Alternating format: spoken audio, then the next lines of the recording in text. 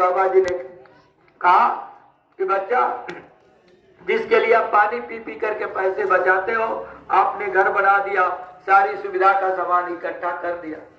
उसी घर के अंदर जब शरीर से आत्मा निकल जाती है, वही बीवी बच्चे, वही माता पिता, सगे संबंधी, वो हमको और आपको कहते हैं कि भाई जल्दी घर से निकाल करके बाहर कर दो, और हमारे आप किसी चेहरे को ढक दिया जाता है। बाबा जी ने कहा कि बच्चा, शरीर से मोहब्बत होता तो शरीर तो सामने पड़ी है, तो कीमत किसकी है?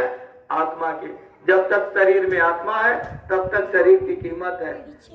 कहा गया कि तारा बिकल देख रघुराया।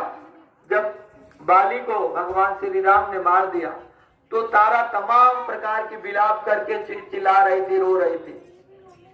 तारा बिकल देख रघुराया, तब जाकर के उनको देख करके और जो है कि श्री रामचंद्र जी ने फिर तारा को समझाए कि ऐ तारा, तुम तो सती हो, अगर शरीर से तुम मोहब्बत करती हो, शरीर से तुम्हारा प्रेम है, तो शरीर तो बाली का सामने पड़ी है। अरे यदि शरीर से तुमको मोहब्बत है, शरीर तो सामने पड़ी है, लेकिन जब तुम आत्मा से मिलना चाहती हो, आत्मा से मोहब्बत करती हो, तो आप चल चलो अंदर में, अपनी आत्मा को चढ़ा दो। तुम तो सती हो, क्यों शरीर के लिए रो रही हो?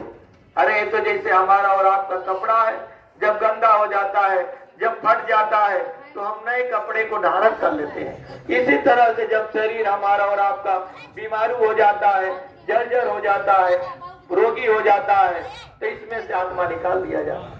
आज वह आत्मा जो है अजर अमर अविनाशी है।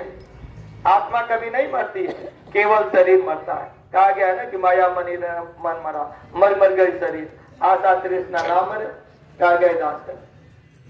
ये शरीर केवल मरती है, आत्मा नहीं मरती है। ये तो जैसे कपड़ा पुराना हो जाता है, फट जाता है, तो हम नए कपड़े धारण कर लेते हैं। इसी तरह से ये शरीर को इसमें से उसमें, इसमें से उसमें उसको चेंज कर दिया जाता है। तो प्रेमियों का आने का मतलब ये है कि एक बार हमको और आपको ओनली वन ये मानव जीवन मिला है। बाबा जी कहानी सत्संग में चल रहे थे, कई बार इस कहानी को सुनाए कि एक राजा थे, बहुत बड़े सेठ जी थे, तो बहुत सुंदर महल बनाए थे अपना, और महल बनाने के लिए बाद वो दूर से देख करके अपने महल को मुस्कुरा रहे थे।